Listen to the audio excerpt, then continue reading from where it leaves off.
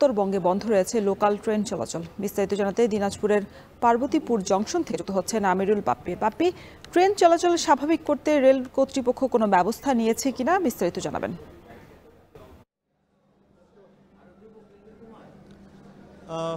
এখন পর্যন্ত দৃশ্যমান কোনো ব্যবস্থা আমরা দেখতে পাইনি এবং রেলের যারা লোকোমাস্টার আছেন, অর্থাৎ যারা রেলগাড়ি চালান এবং রানিং স্টাফ এবং যারা গার্ড আছেন, তাদের কর্মবিরতি এক প্রকার এটা বলা যায় যে তাদের যে 8 ঘন্টার বা 100 মাইলের যে শিডিউল থাকার কথা, সেটির পরে তারা মাইলেজটা পাচ্ছেন না।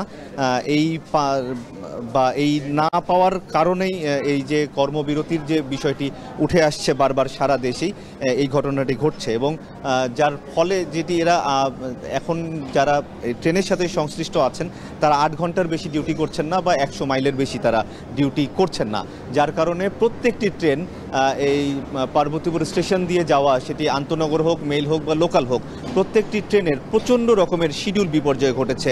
এমনকি দেখা যাচ্ছে যে 3 থেকে 4 ঘন্টা পর্যন্ত দেরিতে প্রত্যেকটি ট্রেন ছেড়ে যাচ্ছে এখান থেকে।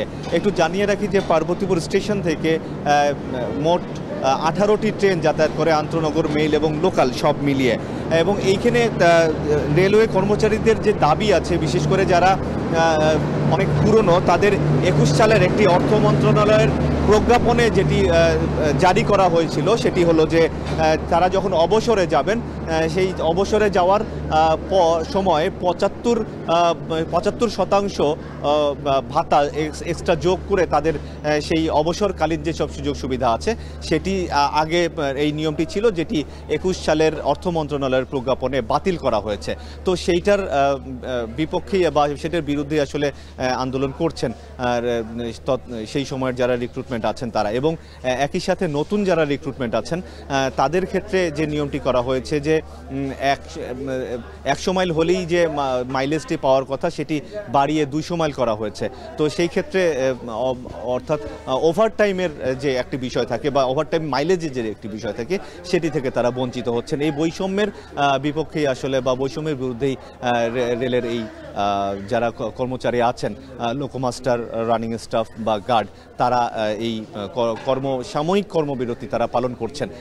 এবং এর ফলে আসলে আমরা দেখেছি যে চরম ভোগান্তি খুব স্বাভাবিকভাবেই, একটা ট্রেন যখন 3 থেকে 4 ঘন্টা লেট হবে, তখন যাত্রীদের ভোগান্তি তো সীমাহীন পর্যায়ে থাকবে, এটাই স্বাভাবিক। তো এই ছিল আমার কাছে পার্বতীপুর জংশন থেকে সবশেষ অবস্থা। রেলওয়ে কর্মচারী